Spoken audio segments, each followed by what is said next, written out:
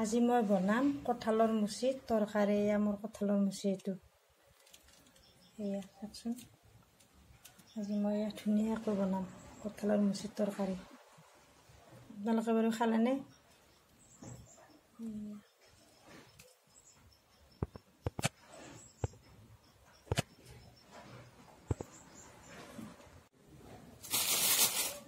আৰু এতিয়া মই এইটো ভালদৰে কাটি ল'ম। আৰু গোটেই হাতত মানে আঠা লাগিব না, সেইকাৰণে মই কি কৰিছোঁ, অলপমান মিঠাতেল ঘঁহি লৈছোঁ।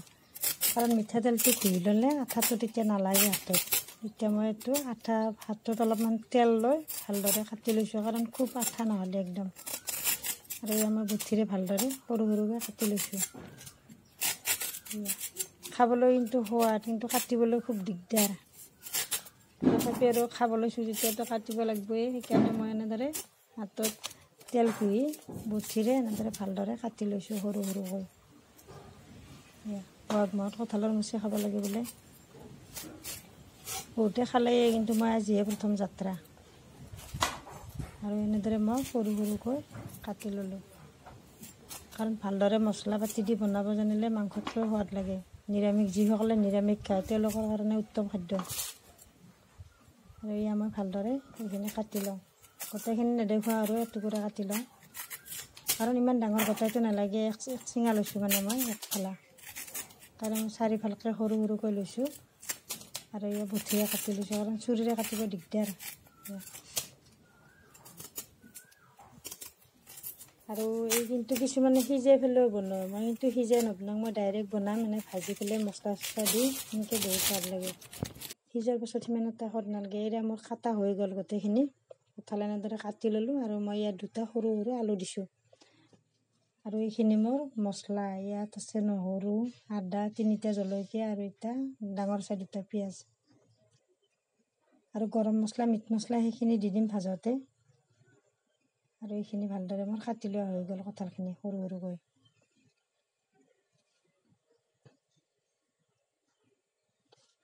আৰু এই আদা নহৰুখিনি মই এতিয়া খুন্দনাত ভালদৰে পিচি লওঁ।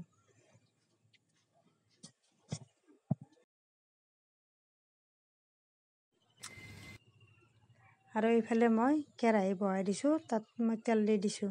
আৰু তেলখিনি গৰম হোৱাত দি দিছোঁ মই পিঁয়াজ।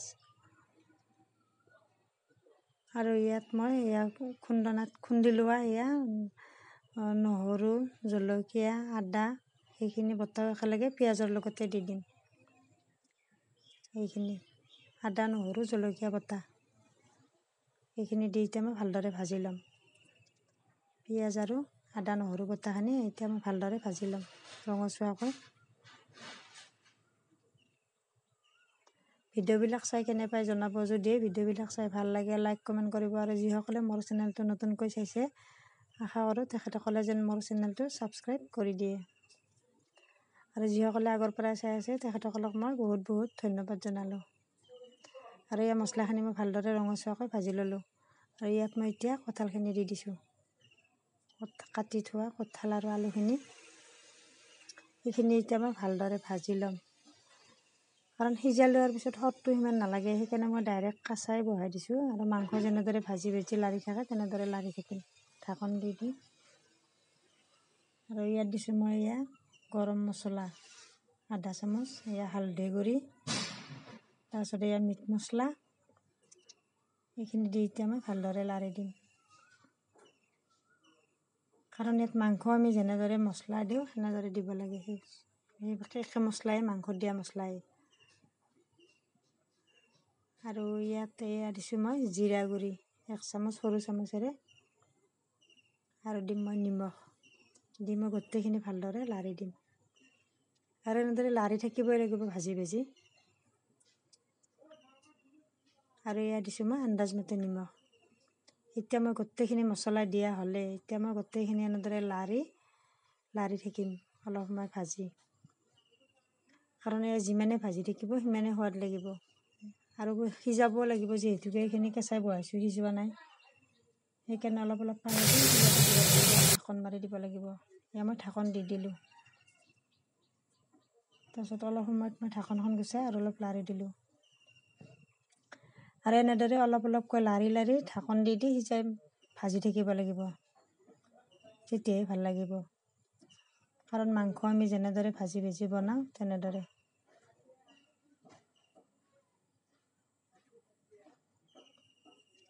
আৰু ইয়াত মই অলপ পানী দি দিছোঁ, কাৰণ মছলাখিনি নহ'লে লাগি যায় কেৰাহীত, সেয়ে মই অলপমান পানী দি আৰু অলপমান লাৰি ঢাকন দি থৈ দিম। কাৰণ গোটেই মছলাখিনি ইয়াত লাগি যাব লাগিব, তেতিয়া সোৱাদ লাগিব, মছলা নিমখ গোটেইখিনি। আৰু এতিয়া মই অলপ ঢাকন দি থৈ দিম।